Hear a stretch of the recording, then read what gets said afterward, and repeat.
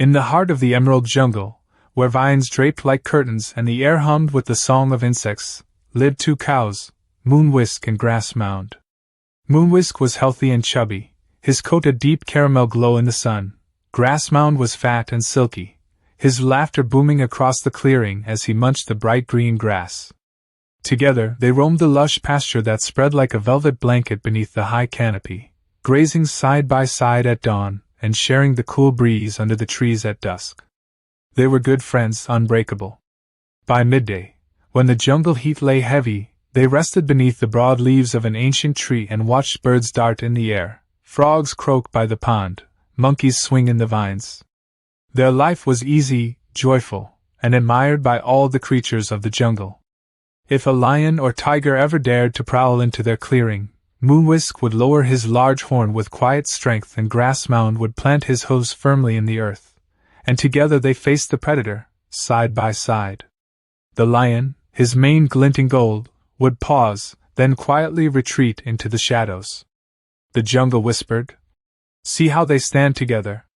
All the animals watched. Deer paused mid-step, parrots hushed their chatter, squirrels froze in mid-jump.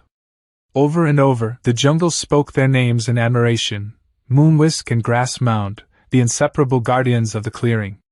One sun-drenched afternoon, a sly fox named Silvertail slipped from the thicket. She studied the two cows with cunning in her amber eyes, quietly whispering to herself, "How glorious their unity! But I cannot challenge them if they remain as one. I must sow a seed of doubt." She crept first to Moonwhisk as he grazed softly beside Grass Mound, and whispered low, "Dear Moonwhisk, Grass Mound once told the lion that only your horn matters, that you do the work while he rests. He said he might find strength elsewhere without you." Moonwhisk halted mid-bite, his ears twitching. Next, Silvertail crept under moonlight to Grass Mound and murmured, "Grass Mound, Moonwhisk told the tiger that your silky coat masked your laziness, that he would protect you no longer." Grass Mound's eyes darted away, his stomach tightening with the fox's words. Day passed into evening. The two cows grazed, but no jokes, no glances, no laughter. Moonwhisk nibbled quietly. Grass Mound lay in shade, silent. The jungle that once echoed their laughter now held its breath.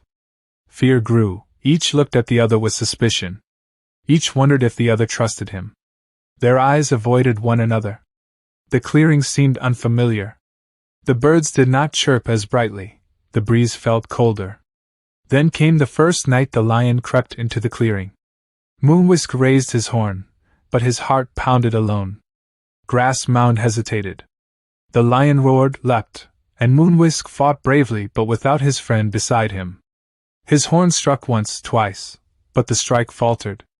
The lion pounced, the jungle gasped. Moonwhisk fell under the clearing's moonlight. Grass Mound stirred at dawn only to find his dear friend gone. The clearing felt hollow. The trees seemed to tremble. The fox watched, unseen, satisfaction flickering in her eyes, but the scene pained the jungle. On the next sunset, while Grass Mound stood alone, the tiger crept from the shadows.